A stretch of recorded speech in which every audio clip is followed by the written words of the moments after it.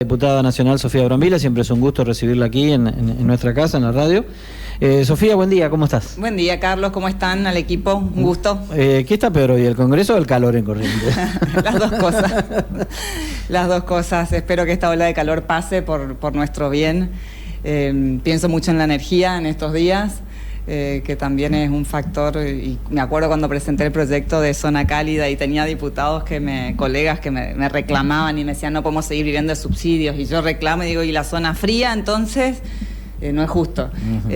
Pero va a ser un tema pagar, y también lo dije, pagar la luz no puede ser un lujo, o sea, y sin embargo se está convirtiendo en nada. Yo lo pienso, creo que todo el mundo lo está pensando hoy cuando enciende un aire acondicionado, pero si no es que es invivible. No aguantás. Así que espero que el clima nos ayude y pronto afloje un poco el calor. Sofía, estás preocupada, ¿no? Charlábamos fuera de micrófono mientras iba a la pausa y te noté preocupada por lo que ha pasado, ¿no? Sí, no es menor en esta primera prueba del gobierno que asumió hace menos de 2 meses con su primer proyecto legislativo. Igual no olvidemos que lo que presentaron era una ley muy ambiciosa. Para mí era posible sacarla, es una buena ley, pero sí entiendo que contiene temas tan diversos que ponernos de acuerdo en el Congreso, los 257, era complicado, pero se avanzó muchísimo, un poco lo que hablábamos fuera del aire. Se trabajó en enero seriamente, vi a todos los bloques, incluida Unión por la Patria, trabajar en sus posiciones, en su representación, porque que quede claro que esto no es una cuestión de individualidades, es de representación, lo dije en mi discurso en el Congreso. Es un país federal, hay autoridades provinciales, hay gobernadores que tienen la misma legitimidad que tiene Milei. A Milei lo votó el 56% de la población y es lo que desde el PRO entendimos, por eso decidimos, aún contra nuestros principios republicanos, de darle un poder muy grande, no digo absoluto porque todo puede deshacerse en el camino, la Constitución nos lo permite, pero en este momento el presidente necesitaba declarar emergencias en diversas áreas, tener facultades delegadas, o sea, acciones que le corresponden al Congreso, delegárselas al presidente. Entendíamos que la situación de crisis es apremiante, es urgente, la gente necesita respuestas inmediatas. Decidimos darle ese voto de confianza, no porque nosotros confiamos en el presidente, sino porque el país lo necesita y la gente le dio esa responsabilidad a Milei, no nos la dio a nosotros, o sea, no se la dio al PRO. A ver si te entiendo, es decir, votarle a favor porque obviamente tiene el apoyo de la legitimidad de que le dio las elecciones y para que además se haga cargo de su plan. Exactamente, si él dice que esto era lo que necesitaba para ejecutar su plan, que la gente acompañó y avaló, le damos la venia y el voto de confianza también nuestro de que se va a manejar de manera republicana, democrática, pero sí con herramientas que le permiten más agilidad, más velocidad, más resolución. Y sobre todo ordenar el gasto. El gobierno, yo no soy especialista en presupuesto, pero viendo un poco lo que él pretendía desregular, lo que pretendía acomodar, los gastos que iba a desviar, ¿no? En base a su plataforma, por supuesto que se entiende que la gente votó un cambio drástico en la forma de ver la política o de ordenar el país. Aunque eso es discutible también, ¿no? Es discutible, pero la gente pero es discutible porque el 56% ya hacen una segunda vuelta. Él sacó en las PASO y en la primera el 30%. No, por eso digo que eso el 56%... Yo entiendo que hubo mucho del mal menor en esa votación. Exacto. No sé, lo que te quiero decir es que no sé cuánto de ese 56% legítimo, digamos. No votó por ese cambio drástico. Me parece que ahí votó más por el mal menor que por otra cosa, ¿no? Bueno, pero es lo que se votó, es el presidente que tenemos, es un presidente que tiene 4 años por delante y este país no tiene margen para profundizar la crisis. En eso coincido. Este es el fondo y de acá para arriba, no podemos poner para abajo. Pero se puede ir más abajo, ¿no?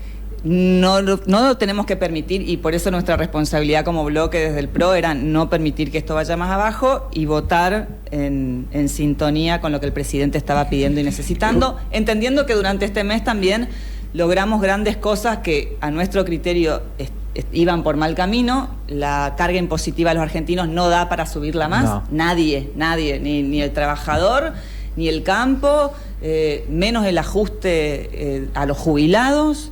Entonces fueron cosas que discutimos y que fueron escuchadas por parte del gobierno, junto con otros bloques, por supuesto, y se corrieron de la ley. entendiendo que eso le iba a significar un costo enorme también al gobierno, porque esperaban de determinados ingresos por las retenciones, que esperaban ajustar a las jubilaciones para ir reduciendo el gasto. Se entiende que a eso apuntaba el gobierno, no era perjudicar al campo o a los jubilados, o sea, sino que necesitan recursos, necesitan achicar el gasto, iban a recortar esas áreas que para nosotros ya no resisten más. ¿Cómo caminar en esa delgada línea que tiene que ver, por un lado, ser un poco el contrapeso del gobierno en algunas cuestiones? Es decir, proponemos cambios en algunas cuestiones que no concordamos, pero sí acompañamos lo que votó la gente, sin llegar a ese punto de conflicto del escrache de Twitter que publicó ayer. Bueno, los que no acompañan son los que no acompañan el pueblo. Digo, ¿cómo caminar esa delgada línea de no ser tan conflictivo con el gobierno, pero sí responder un poco a lo que votó la gente? La verdad es que fue una situación incómoda para nosotros, porque nosotros no lo hicimos, si bien el presidente agradeció supuestamente al Bloque Pro por acompañar, el presidente de la Cámara, Menem, también. Nosotros lo hicimos por el país, pero de ningún modo acompañamos esa posición del gobierno de salir a escrachar y a decir que son traidores a quienes piensan diferente. Porque esto en realidad es que piensan diferente y es legítimo su pensamiento diferente. Están representando a otra parte de la población. O sea, y todas las representaciones son válidas, porque todos los legisladores que estamos ahí también fuimos votados por un sector de la sociedad que nos puso en esa banca. Y nosotros, como dije hoy, no representamos individualidades, representamos determinados sectores de la sociedad. Entre todos hacemos el conjunto de la nación. No corresponde en un país democrático salir a agredir a legisladores nacionales. Es un poder agrediendo al otro por no hacer lo que ese poder quiere, en vez de sentarse a conversar qué fue lo que falló, cómo podemos mejorar la ley, cómo podemos ponernos de acuerdo. Además, mucha de la gente que salió en las listas, primero que no hay que hacer listas, primer punto, no está bien, está mal, se repudia eso, yo lo repudio, o sea, no me parece que tengamos un presidente de la nación que esté acusando de traidores a legisladores nacionales en una votación, porque no los encontraron robando, votaron lo que creían que el pueblo necesitaba o le hacía mal en todo caso o había que transparentar, porque los artículos fueron acompañados, los artículos más complicados de declaración de emergencia, delegación de facultades en general, a pesar de lo que todos, porque creo que ninguno, ni los de la Libertad Avanza estaban convencidos, le estábamos entregando ese poder al presidente. En los incisos, muchos sectores, muchos bloques pidieron aclaración, transparencia. En el inciso H, que fue el más conflictivo, que tenía que ver con los fideicomisos de la nación, que son los fondos con asignación para determinadas acciones que tiene el gobierno. La verdad es que su pedido era válido, o sea, y se opusieron, pero el gobierno no hizo su trabajo parlamentario como corresponde, y desde el PRO se lo venimos diciendo. Nosotros tenemos grandes dirigentes dentro del bloque que saben mucho de técnica parlamentaria, se conocen el reglamento de memoria. Hubo fallas en materia parlamentaria, en estrategia parlamentaria, como dije hoy al abrir la votación en incisos. Para empezar, eran como 1.500 incisos, se íbamos a terminar en 2 meses la votación. Pero, y además habría a que todos opinemos con ya lo conflictiva que era la ley, le estaba dando el micrófono a que todos salgan y entonces hablaba uno y el otro decía, ese tiene razón. O sea, empezamos, digamos, llegamos a apoyar esa ley por la nación, por Argentina, pero ninguno, digamos, imposible coincidir en los incisos. Entonces, el gobierno tiene que aprender, tiene que poner gente más idónea, y si no tiene gente más idónea dentro del bloque, en materia parlamentaria, digo, no de idoneidad o capacidad de sus legisladores, sino que son prácticamente todos nuevos en política y nuevos en un cargo legislativo, y la velocidad de una sesión, ¿no? La vorágine de una sesión hace que si no conoces bien lo que estás autorizando, los que sí conocen te llevan por un camino complicado. El PRO, como dijimos, no somos gobierno, nosotros estamos colaborando. Patricia Bullrich está colaborando desde un área sumamente sensible y creo que está haciendo un gran trabajo, pero no es la que ejecuta las decisiones del gobierno de ningún modo. O sea, no somos un cogobierno. Me consta que nuestra secretaria parlamentaria, Silvia Los Penato, le llevó toda la información al bloque de la Libertad Avanza para que tenga la información. No sé si no la tomaron o minimizaron la situación, pero se le fue de las manos la sesión y de manera intempestiva levantaron la sesión, y nosotros hicimos lo que el gobierno dice, nosotros hacemos, nosotros no resolvemos, el PRO, digo, no resuelve. O sea, resuelven ellos, es su gobierno, es su decisión. Nosotros acompañamos, aún creyendo que estaba mal la estrategia. Ahora, Sofía, una duda que tengo, te la pregunto. ¿Torpeza política o intencionalidad de que esto fracase? Mira, yo no sé si el presidente no quiere perder a nada, aún con sus modos, porque entiendo que no pierde agotando todas las alternativas, sino que él se pone en una postura y quiere que el resto se acomode a esa posición, y eso en democracia no sucede. Hoy está la versión de el presidente sabía que esto era muy difícil que salga, pero dijo la culpa la tiene el Congreso. El Congreso está obstaculizando el futuro del país. No, yo vi trabajar este Congreso muchísimo para lograr los acuerdos. Eso no es cierto. Para mí no es cierto en absoluto que el Congreso haya obstaculizado. No salió por impericia, inexperiencia, por querer un proyecto muy ambicioso entero como estaba. Así que en realidad, diríamos, el gobierno que le dimos la presidencia de la Cámara, como corresponde, por los acuerdos políticos, no por la fortaleza de su bloque. Hoy tiene una variedad de bloques que hay que construir las mayorías. No hizo su trabajo parlamentario como correspondía, pero no por eso puede atropellar al Congreso. ¿Sentís que hay eso en este momento, que hay un atropello al Congreso? Sí, por supuesto. Nos quieren, o sea, no, entiendo la urgencia, o sea, no daba para, había que trabajar en enero, está perfecto. Yo desde que ingresé como diputada estoy en extraordinarias, nunca conocí que no haya extraordinarias. Este gobierno ingresó una ley de 650 artículos primero, desde cambiar una bombita de luz hasta eliminar todos los organismos del Estado, o sea... Y hasta ponerle todo a los jueces, ¿no? Exactamente, por eso, la primera vez que leímos el proyecto no sabíamos, o sea, si era, o sea, no sabíamos quién lo había hecho, con qué objetivo, porque tenía esas cosas tan dispersas y diversas que no sabíamos qué querían hacer. Después lo fuimos entendiendo, después nos fuimos poniendo de acuerdo. Hubo un enorme trabajo del Congreso. Hay un Congreso, no hay por qué anular al Congreso. No es sano anular al Congreso, más con un presidente que se maneja emocionalmente y con poca táctica política. Yo sinceramente, cuando Milei asume o cuando íbamos al balotaje y tenía mis reservas con el candidato de La Libertad Avanza, sinceramente pensé que se iba a dejar ayudar más. Desde la humildad lo digo, ¿no? Desde que considero que el presidente es una persona muy inteligente, pero nosotros estuvimos en un gobierno que nos costó mucho, que gobernamos con un parlamento también en minoría, que teníamos mucha gente nueva, pero mucha gente preparada, y veníamos con una alianza de partidos, también muchos con demasiada experiencia. Entonces nos compensábamos entre traer un poco lo nuevo que venía del PRO, más la experiencia, el radicalismo y la coalición cívica.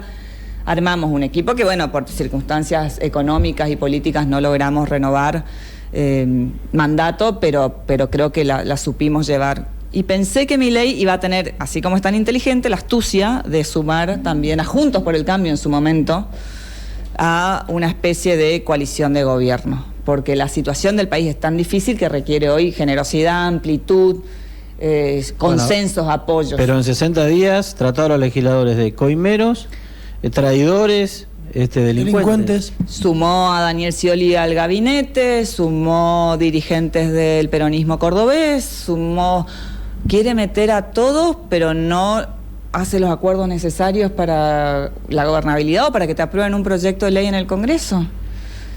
La esposa, y no es porque sea la esposa, pero se supone que tienen comunicación, diríamos, la legisladora Alejandra Torres, el marido es Giordano y es el director del ANSES, y ella votó en contra. No porque sea la esposa tiene que votar a favor, pero si están coincidiendo, está formando parte del gobierno, acompañada desde el legislativo al gobierno. O sea, no hay ningún tipo de coherencia.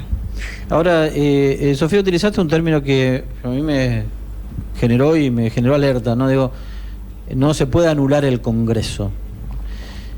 ¿Pensás que existe esa posibilidad? Si uno lee los tuits del presidente, sí, tiene toda la intención. No se lo vamos a permitir. Entonces, él puede por decreto legislar en muchas materias, pero no en la materia impositiva. Necesita el Congreso.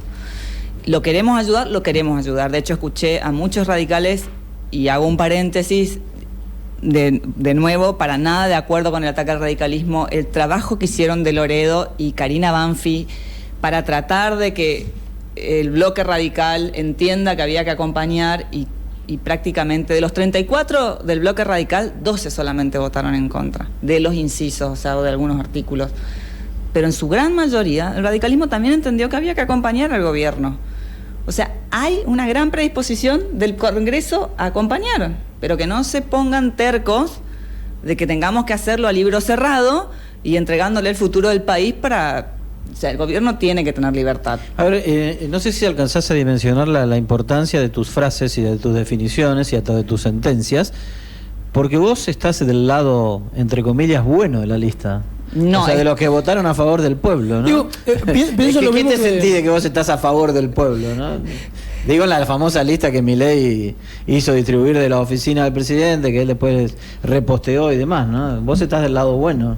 Nosotros estamos del lado de la coherencia de entender un gobierno que sacó uno de los votos más altos de la historia en apoyo por lo que sea, porque era el mal menor.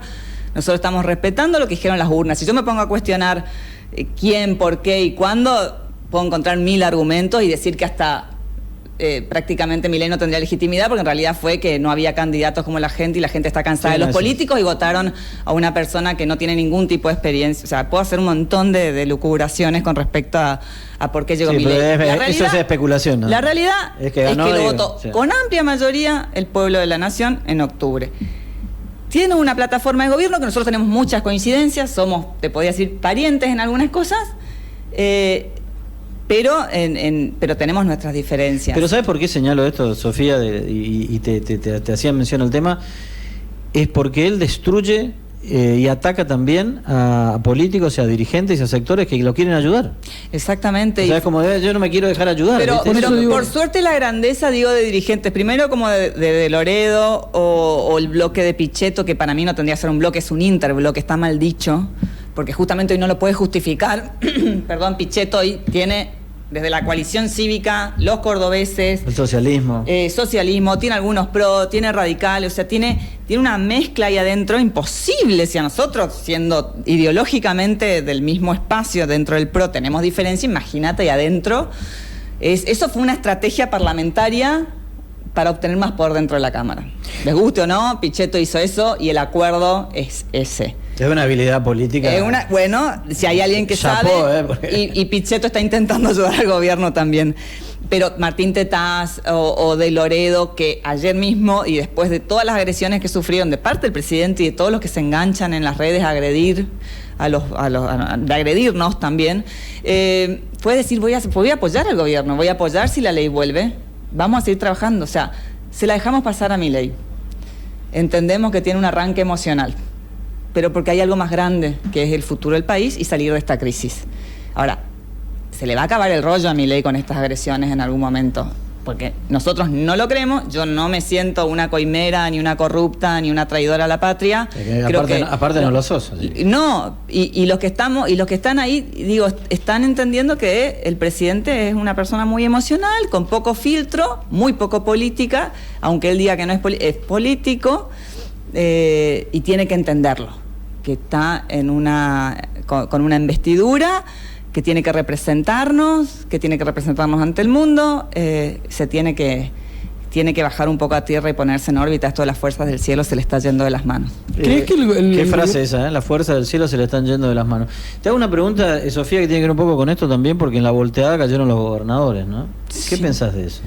No, el gobernador de Corrientes ha dicho, estaban por hacer el gol y patearon a la luna.